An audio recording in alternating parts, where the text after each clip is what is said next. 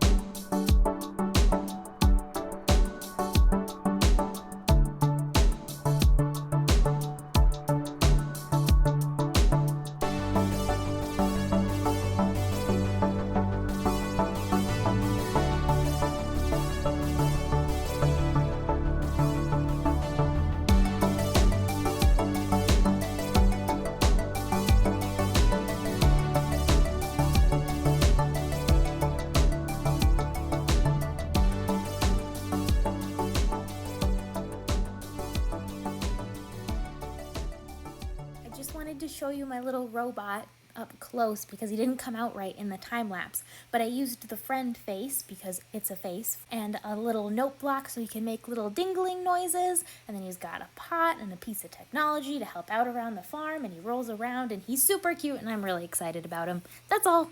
Here is our layout for the research center. I've just outlined it in wool a little bit, and it's going up on this mountain. You can see the house in the corner. That's where it's situated, still over here. We're going to use the orange as a balcony, and then all of the red is the building space. So let's get started. We're going to put in a grass roof, which are apparently pretty good for the environment. I read a little bit about it, and so this is one way that the research center is being environmentally friendly and fitting into the SolarPunk vibe. I think I need to work on this roof a little bit more. I finished the main building using the same exact technique I used for the house. Now I am working on deciding how I want it to connect with the balcony. So one idea I had was to put 2 supports here, and I thought I could try using bamboo since I really wanted to use bamboo and haven't really used it yet in any of the builds. But so far, yeah, that looks a little silly. It doesn't fit in with anything else, and it doesn't balance well. This top looks too heavy and the bamboo stands out too much, so it doesn't look like it connects with the rest of the build to actually support it. So let's get rid of that. So my other thought is that I could extend the whole building down instead of having it have supports like the balcony does. Just do the whole thing solid. And I wanted the whole research center to feel like it was floating a little bit more, and this really grounds it, but maybe I could put some sort of arches along the bottom or change up the dimension a little bit maybe, and that would make it feel not so much like a solid block. I finished the balcony part, at least for the time being. It's at a good stopping point, and now I started working on this part over here, which is going to be a giant sphere because I build all over the place, and I'm trying to figure out how to connect it. I want something floating, and I kind of liked the idea of incorporating the same look I have for the balcony in here.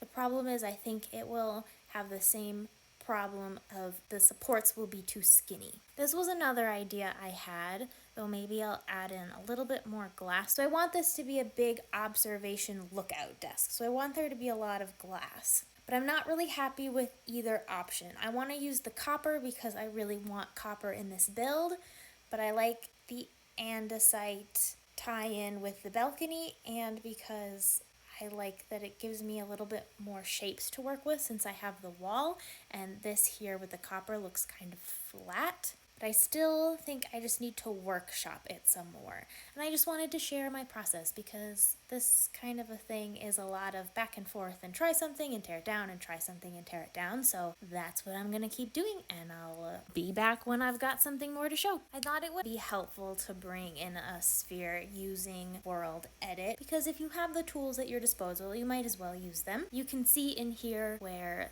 the old outline is. I played around with a couple different sizes, and I think this size, which is a little bigger, is more what I'm looking for. And I really like how it comes down at the bottom and doesn't just cut off like I had before with the supports. And then you get more of the sphere shape, which I really, really like. I don't just want to do a dome. I've made some more progress, and I'm pretty happy with where this sphere ended up. I tried a lot of different options like this one and this one, but I'm happy with this, and I want to do some more details up here and not just leave it plain, but I like doing the details as finishing touches, and I like to get the base done first most of the time.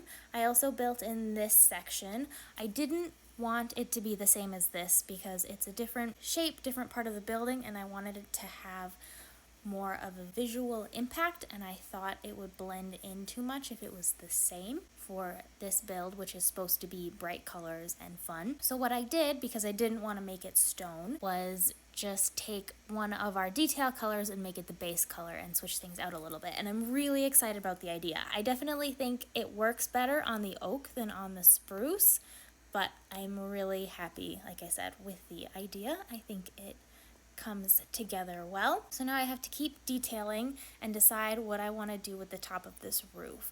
I want it to be energy source based, maybe wind power. We'll see what I come up with as I keep building. I've finished up the center. I'm pretty happy with it.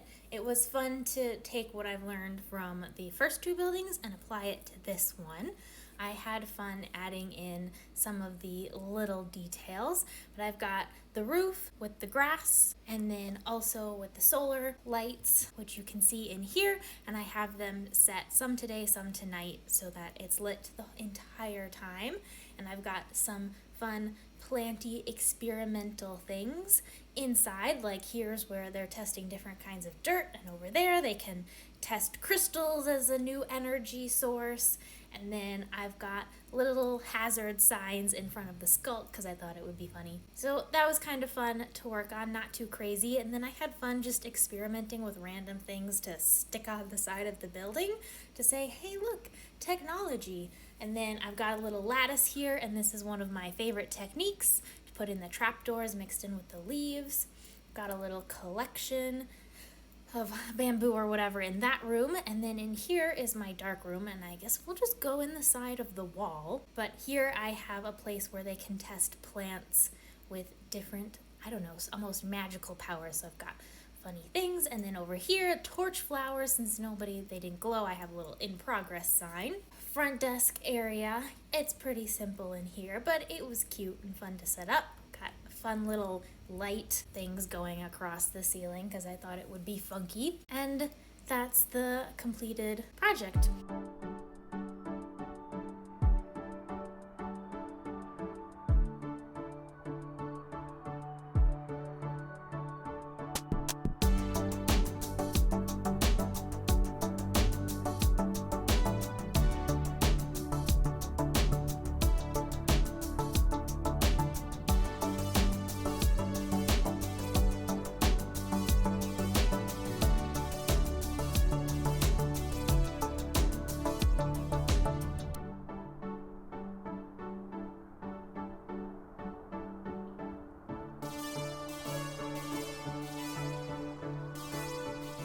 Thank you so much for watching. I really appreciate it. I had a blast working on this project and trying out a new building style. I'm going to be working on a SolarPunk little city next, so if you have any ideas that you want me to try out, let me know in the comments. See you in the next video.